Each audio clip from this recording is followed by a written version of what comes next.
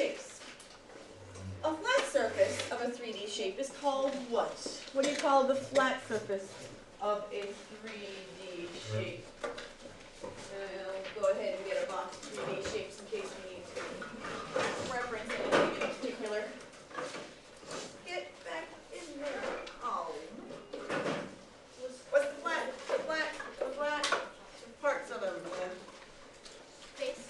So each of them is called a face.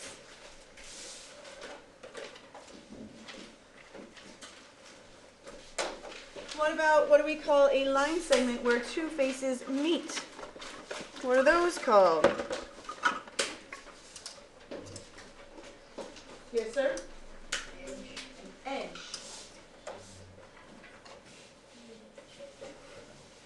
And I'm not 100% certain, but I feel like skateboarders, when they do a trick on it, they call it an edge, like when they do a trick on a side bench or whatever, so you can think of it that way or whatever, living on the edge. Anyway, what about the point of intersection where three or more edges meet? Or the top point of a cone. It's called the same thing. So what do we call those? Yes, sir, over here. Well, singularly, do you know what's called a singular? No, that's what I thought it was. What is it called singular? Vertex. A vertex or plural is vertices, yeah? So each one is called a vertex, and plural, we often count up the amount of vertices. Now, the special type of face that allows you to name and measure the 3D figure. So for example, the fact that this is not just any prism, it's a hexagonal prism. The fact that this is not just any pyramid, but it's a triangular pyramid. So what do we call the special faces that tell us how we can name the specific type of pyramid or prism? Or even a cylinder, we call it this as well. Yes, sir? Face. These are the bases, yep. So special type blah, blah, blah is called a base. And then the other term that we need before we start our little art lesson, if a 3D shape has all polygons as its faces, who remembers what that's called when it's all polygons all around? So not talking about the cone, that's not cone. Oh, there it is, I put it down there. We're not talking about the cylinder, we're not talking about the sphere, we're talking about only ones that have polygons. Polyhedron. Polyhedron.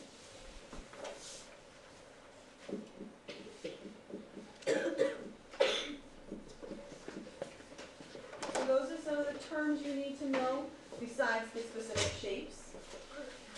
And then we're going to go into our little trying to explain what the shapes are and then trying to draw them. And it's been a while since I've tried, so I'm going to go ahead and clear this off so we can get down to that part.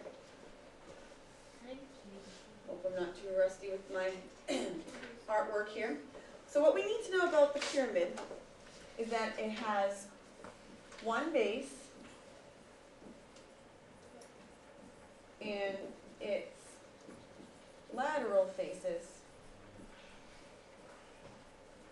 are triangles. So to draw a pyramid, well, to draw any shape, oh, I've never done it with this smartboard. This is going to be extra challenging. Because typically what I have you do is lightly draw the base. So for example, I'm going to lightly, except you can't really lightly with the smartboard thing. So maybe I'll even purposely do dotted. So for example, if we draw a rectangular pyramid, lightly draw your base. Then draw your tippity top vertex. And then lightly draw lines that connect each vertex of the base to your tippity top vertex.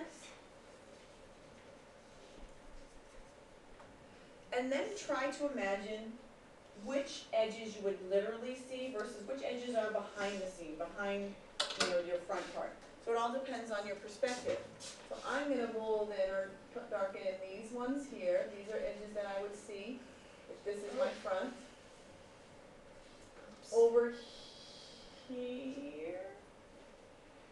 Oh, wait. These are edges that I would see. And these are edges I would see, but I wouldn't see that one down the back. And then you kind of somewhat have a pyramid. So you lightly draw in your shape and then you darken in the lines you would see based on your perspective.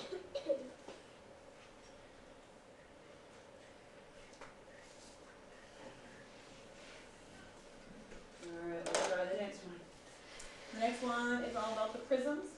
So the prisms have two bases. So a prism has two bases. And its lateral faces are rectangles. And then I need a moment to try to figure out how I draw that. Okay, so I decide what type of prism I'm going to attempt to draw. Notice I say attempt, I mean, it's going to be beautiful. And I lightly draw whatever shape base I'm going with. This one I'm going to do a triangular prism. So I'm going to lightly draw a triangle.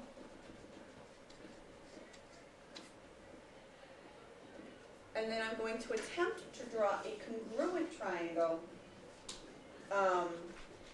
somewhere away from it a bit. So I usually go up and over. I basically translate my triangle to make a duplicate somewhat over here. Those in theory are congruent. Stop chuckling. Okay, then to make the edges that would connect them, I make a straight line segment from each vertex to its corresponding vertex on the other side. So you draw your two bases, which should be congruent, and then you draw edges that would connect those vertices of the bases. And then you have to try to visualize what are the edges you would see based on your perspective. So I'm going to imagine this is the front of it. And if this is the front of it, I can see the side probably. But I can't really see the edges that are in the back and that sort of thing. Mine's coming out of the So as long as you know the part that it should be, but you know, it takes some sort of lack of talent to be able to just go, okay, then this what is next there? Yeah, mine's not quite so beautiful. The cube, I used to draw the cube even before I was really trying to draw the cube, but now I do the whole shading in the right parts and dark, whatever. So the cube. The thing with the cube is it is a type of prism, that's why it's under the prism category. It has 6 congruent squares, 4 faces. And to attempt to draw the cube, I start by drawing a square.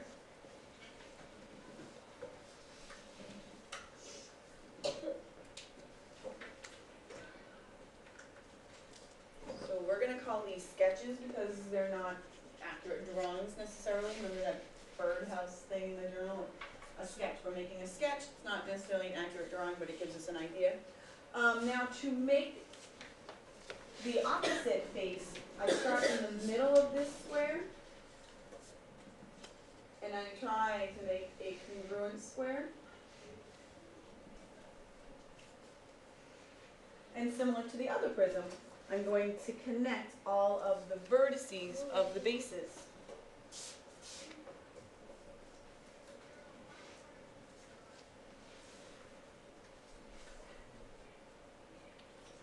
And then I'm going to try to imagine what the front's going to be, and it's so funky when you look at it, it's like, the front could be there, the front.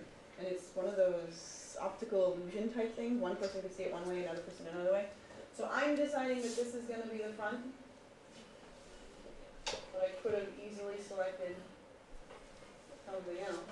And if that's the front, then I can see these edges, and the other edges are the ones that are behind the scenes. So we keep them lightly shaded or dotted to show that this is the behind the scenes edges.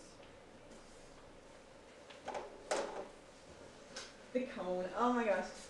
I'm getting all giddy. I used to always draw witches' hats when I was a kid, so I'm like, cone. It's a witch's hat without the brim. So for me to draw the cone, I just draw what I've been drawing for a long, long time in cylinder. I used to always draw birthday cakes when I was a kid. So the cylinder is the birthday cake without the frosting and candles. So for those, I felt a little bit more okay, except to show the three-dimensionalness, you gotta make sure you show a little something, something. All right, so the cone has one circular base and one vertex, or I've also seen it called apex.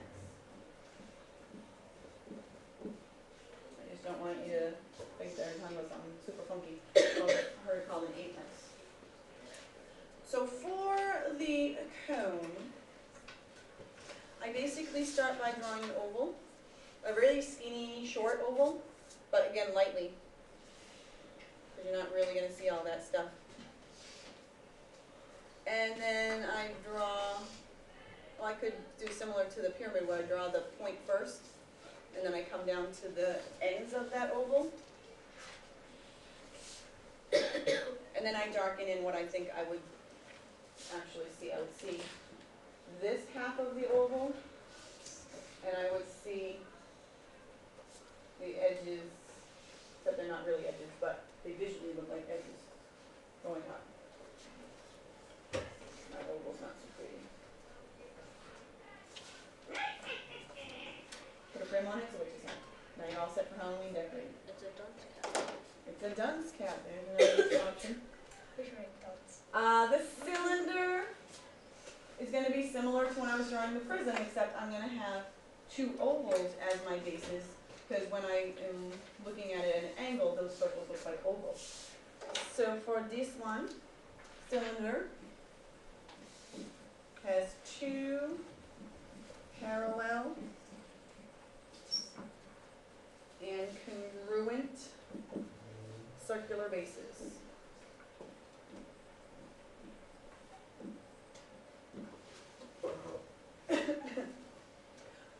When I draw the cylinder, unlike when I did the prism, I basically draw an oval and then right above it I draw the other oval. I don't necessarily have to set it off to the side to be able to see the three-dimensionalness. So again, I've got to try to draw lightly an oval and then draw a congruent oval. Kind of. And then I draw the connectors, if you will. And then I have to darken in the lines that I would see. Let's keep looking at my sheet going, which way did I have it looking? So I would have this, I'd be able to see this, and I would be able to see this. But the back part of the bottom oval I wouldn't really be able to see. And again, it's supposed to be a circle, but because of the dimensionalness, that third dimension really makes things tricky. And then the last thing we're going to draw, or attempt to draw, is the sphere. The super special thing about the sphere is that all points are in equal distance from the center